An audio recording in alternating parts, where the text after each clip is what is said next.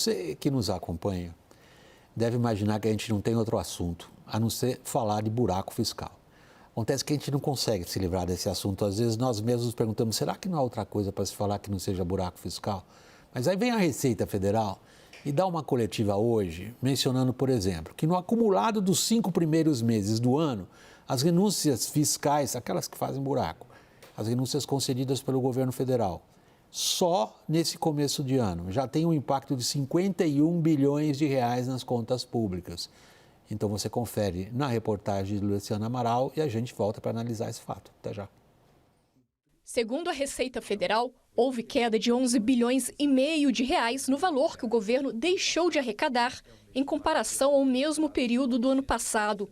O resultado reflete a retomada da tributação sobre combustíveis feita ao longo de 2023.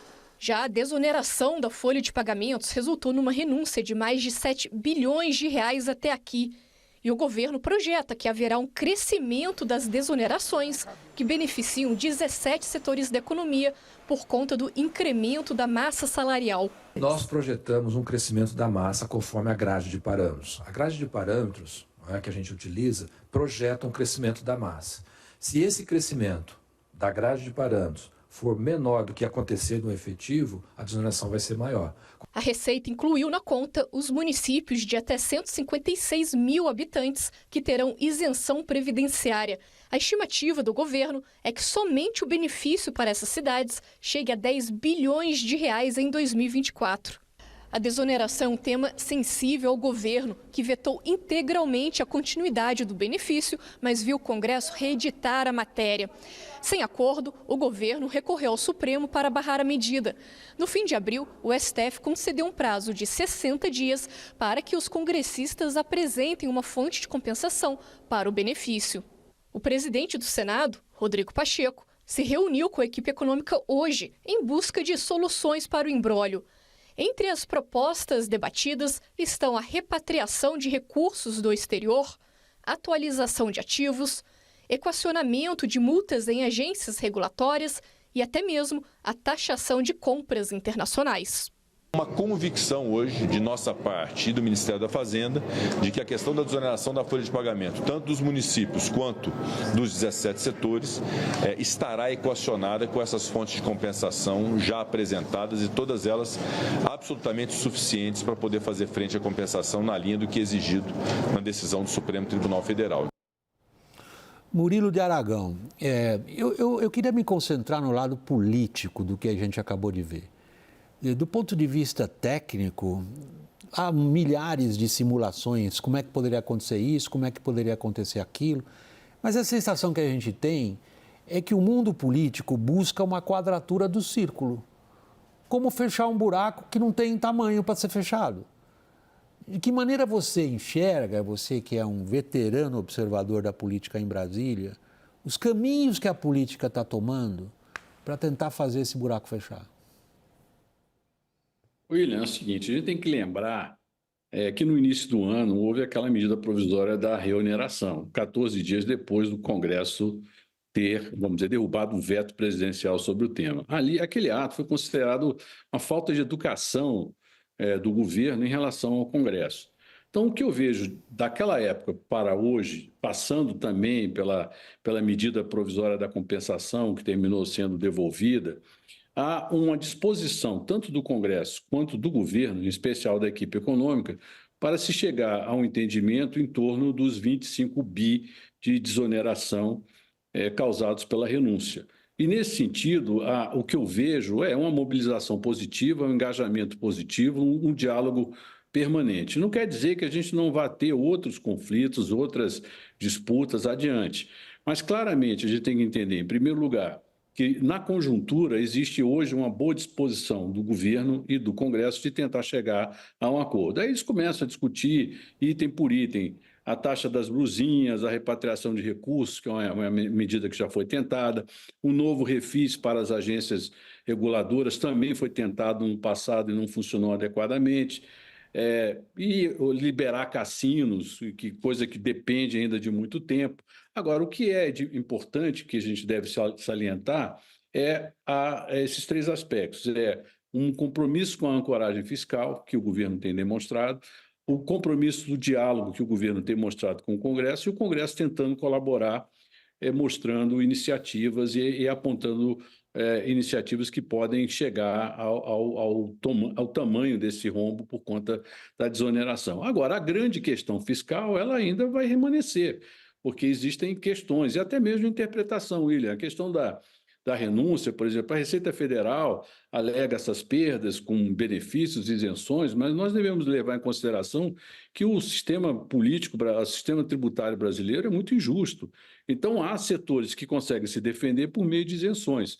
O que a gente almeja numa reforma tributária é que se tenha um sistema mais equânime e que evite uma situação de ter benefícios em excesso e também uma oneração do contribuinte em excesso.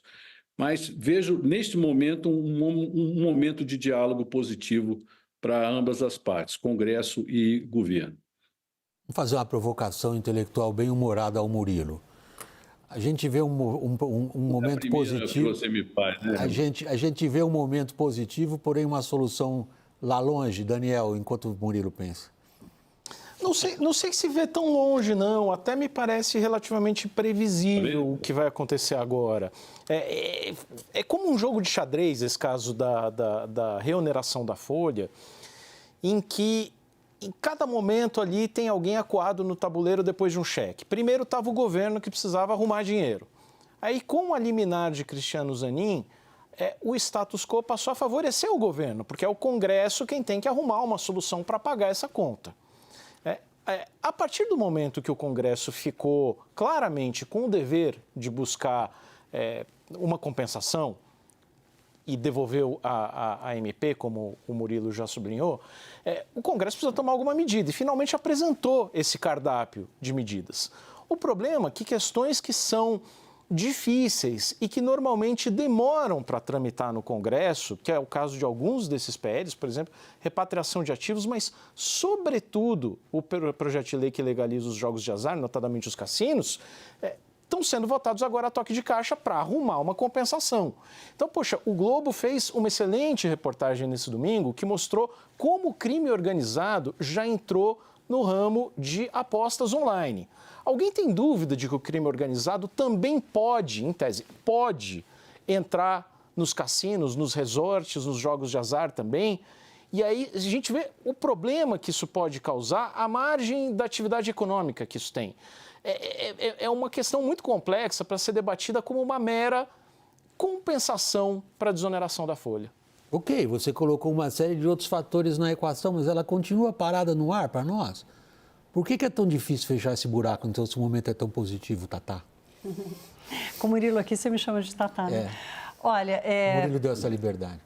Primeiro, eu quero destacar aqui o seguinte, as medidas que o governo tomou de aumento da arrecadação, de alguma forma, estão resolvendo, né? Estão aumentando a arrecadação e é por isso que há recorde agora em maio, houve recorde em abril e os números são surpreendentes e tal. Mas, como lembrou hoje aqui o Thiago Sbardelotto, fiz questão de ler para não errar, é um excelente economista da XP Investimentos, ele disse o seguinte, olha, 10% real de arrecadação é muito bacana, precisa de 13%. 10% real de arrecadação, como aconteceu em maio, é muito legal. Tem várias medidas ali que chamam a atenção, que tributação de fundo exclusivo, imposto de renda pessoa física também, até por causa da taxação dos fundos exclusivos. Então, fez efeito. Mas são receitas extraordinárias, em primeiro lugar, ou seja, não vão se repetir na mesma velocidade. Ele está preocupado com receitas vindas de previdência, que mesmo com o mercado de trabalho indo bem, elas não estão vindo a contento, como deveria estar. E para cobrir o buraco, precisava de mais. Então, com todo o esforço que o governo fez até agora, e com a economia respondendo, está faltando e vai continuar faltando se o governo, para cada despesa que aparecer, tiver que correr atrás de uma receita extraordinária. Quer dizer, vai ser uma corrida em volta do rabo que não vai resolver o problema estrutural. Murilo de Aragão.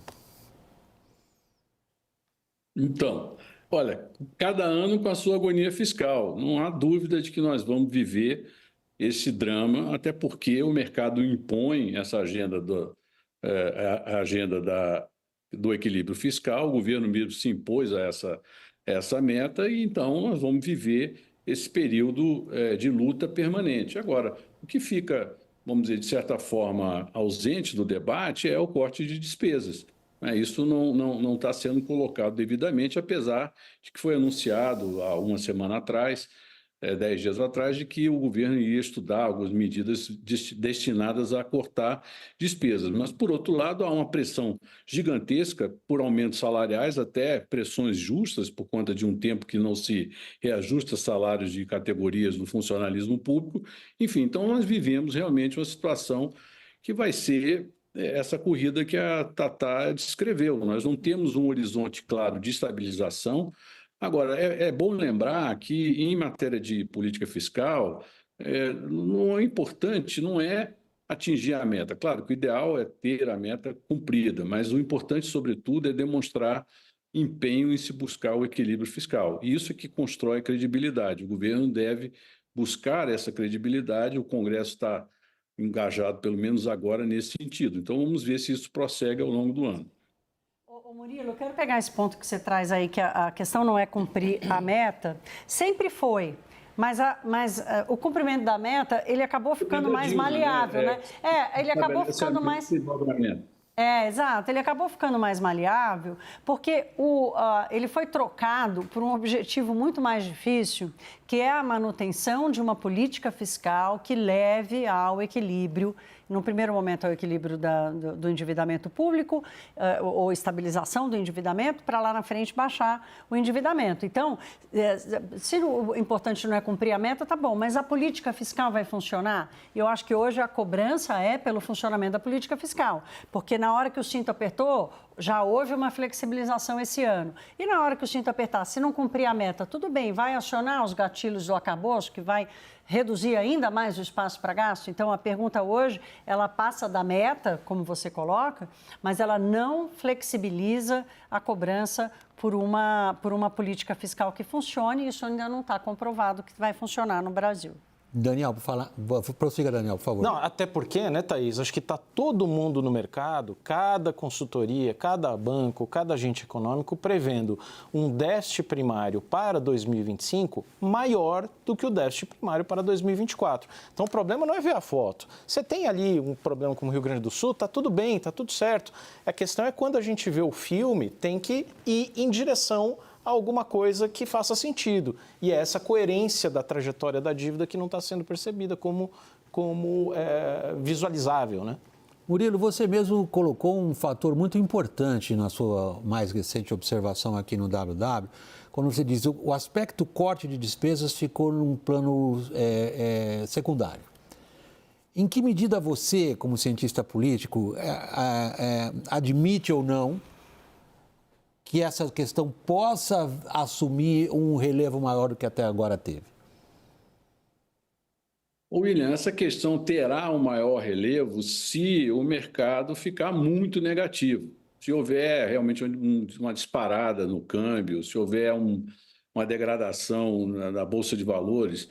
Porque é importante olhar como o mercado fala. O mercado fala pelo índice da Bolsa, fala pelo juros futuros e fala pelo câmbio. Então, se essas três situações ficarem num momento muito negativo, numa situação muito negativa, o governo pode avançar para medidas mais radicais, até mesmo enfrentando resistências dentro da sua base política, que é contra o corte de despesas. Ou seja, o debate de ter uma política contracionista fiscal pode ser colocado adiante como um dilema para esse governo, por conta das circunstâncias. E o pior, o ano que vem, ainda que seja um ano sem eleições, é um ano pré-eleitoral. E a campanha, William, já está em curso, ou melhor, a pré-campanha eleitoral no Brasil já está em curso com as mobilizações, as movimentações dos principais protagonistas. Então vai ser muito difícil, ou será um momento de algum drama político, ter um corte dramático de despesas num ano em que o governo se prepara para disputar a sua reeleição. William. Eu acho muito difícil, viu, Murilo, essa pressão vir tão forte como você coloca do mercado, porque o câmbio hoje, o dólar já está descolado dos fundamentos brasileiros, né? Como a gente costuma dizer, que ele tem muito mais risco embutido do que uma leitura sobre o que está acontecendo na economia brasileira. A diferença do fiscal é que o estrago aparece mais devagar, né? Ele é mais gradual. E não só isso, como o Brasil hoje não tem problema nenhum em conta externa, tem fluxo importante de câmbio para o Brasil, tem uma balança comercial extremamente robusta, então acho difícil esse recado vir por uma pressão do mercado dessa forma. A pressão deve vir por baixo investimento na economia, por um debate em que tira o Brasil de uma discussão relevante de investimentos internacionais, mas não essa pressão como a gente já viu no passado vir pelo mercado, porque esse risco de uma crise cambial, o Brasil hoje dificilmente vai correr. Murilo, para encerrar. Bom, eu também acredito no que a Tatá disse. Eu não acho que o Brasil terá uma grande crise. No entanto, existem temas que não estão completamente conectados ao câmbio. Por exemplo, o investimento, sim, o desemprego. Se aumenta demais o desemprego por conta da desconfiança na economia, isso tudo pode gerar um ambiente muito ruim, como também uma inflação, se houver uma desconfiança, um surto inflacionário. Sim. Então, a fragilidade fiscal do governo pode, eventualmente, levar o país a uma situação de crise. Agora, eu também não acredito que ela vai ocorrer, até mesmo pelo fato de que a Tatá lembrou bem, nós temos reservas robustas, isso serve de alguma maneira para garantir o andamento da economia do país por um tempo sem ter que entrar em modo crise total. Então, é só uma situação de mal-estar. Eu acho que nós vamos viver uma situação de mal-estar nos próximos 2 anos, onde a conjuntura vai pressionar o governo a tomar atitudes dramáticas com relação à economia e a política vai tentar atenuar a dramaticidade dessas medidas. William. Começando por você, Murilo de Aragão, cientista político, CEO da Arco Advice. Meu agradecimento pela disposição de participar da nossa roda e boa noite para você em Brasília, Murilo. Boa noite, Daniel, Tatá e William. Boa noite a todos.